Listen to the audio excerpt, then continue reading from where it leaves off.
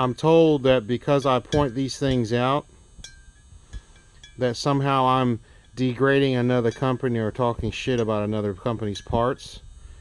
But when you have something like this, and it's just plain fact, it's sort of irrefutable, right? Valve springs need to be located for a reason. If they aren't, they start walking around the spring pocket and you start getting sideload to the guide. Don't believe me? Do your research online. Tons of articles explaining about locating a valve spring and why it's important. I have no problem running these if that's what the customer really wants to do, but it's not the right part. This spring is not the right spring.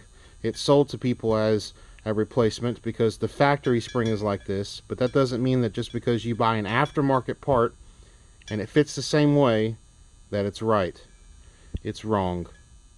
I don't care how many times you want to argue and go about it. Look at the gap.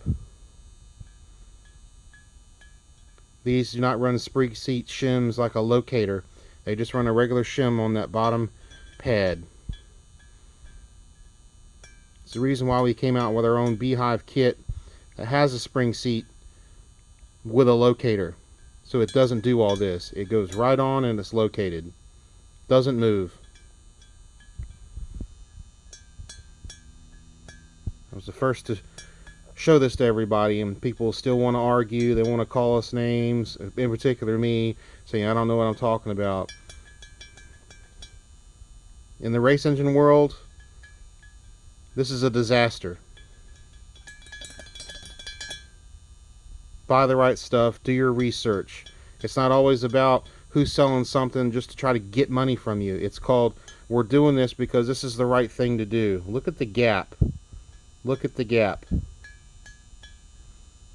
Not good.